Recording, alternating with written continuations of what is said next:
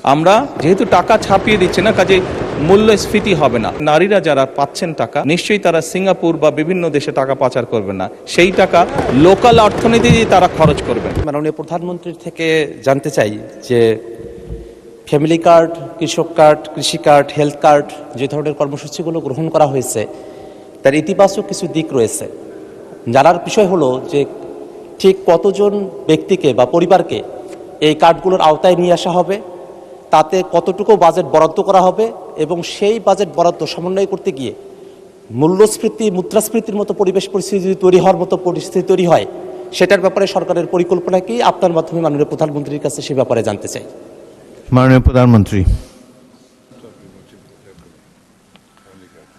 ধন্যবাদ মাননীয় সংসদ সদস্য। আপনি যে প্রশ্নটি করেছেন যে কতজন মানুষের কাছে আমরা পৌঁছে দেব, তাই তো, এবং মূল্যস্ফীতি হবে কিনা, বাজেট কত, স্বাভাবিকভাবে বাজেট কত এটি আমরা আপনাদেরকে এখনই বলছি না। অর্থাৎ আমরা পর্যায়ক্রমিকভাবে জিনিসগুলোকে সামনে এগিয়ে নিয়ে যাব।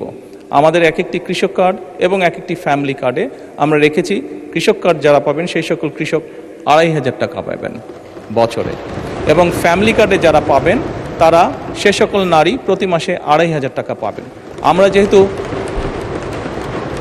আমরা যেহেতু প্রতি মাসে এটিকে এক্সটেন্ড করতে থাকবো, অর্থাৎ অধিক সংখ্যক নারী কৃষক কার্ড পাবেন, অধিক সংখ্যক কৃষক কার্ড পাবেন। একবারে সবাইকে দিচ্ছে না, পৃথিবীর কোনো দেশের পক্ষে একবারে সেটি সম্ভব না করা। সেই জন্য প্রতি বছরই আমরা বাজেটের স্যাংশন বাড়াবো, প্রতি বছরই বাজেটে আমরা টাকা অ্যালোকেট করব, এভাবে পর্যায়ক্রমিকভাবে ধীরে ধীরে আমরা এগোবো।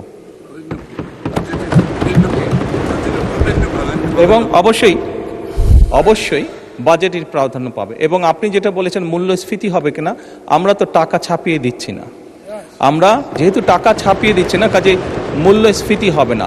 বরং আমরা মনে করি এই টাকাগুলো যখন মার্কেটে যাবে, যারা কৃষক কার্ড পাচ্ছেন সেই সকল কৃষক, যারা প্রান্তিক পর্যায়ে নারীরা যারা পাচ্ছেন টাকা, নিশ্চয়ই তারা সিঙ্গাপুর বা বিভিন্ন দেশে টাকা পাচার করবেন না, সেই টাকা লোকাল অর্থনীতি দিয়ে তারা খরচ করবেন।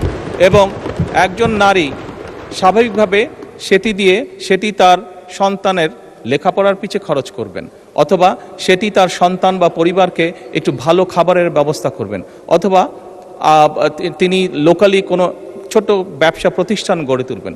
ফলে যেটা হচ্ছে, যেই টাকাটা সরকারের কাছ থেকে তার কাছে যাচ্ছে সেই টাকাটা লোকাল ইকোনমিকে শক্তিশালী করছে, লোকাল ইকোনমিতে সেটি রোটেট করছে। যেমন একজন নারী যখন সেই টাকাটি পাবেন, উনি যদি একটি মুদির দোকানে গিয়ে সদাই করেন, এরকম উনার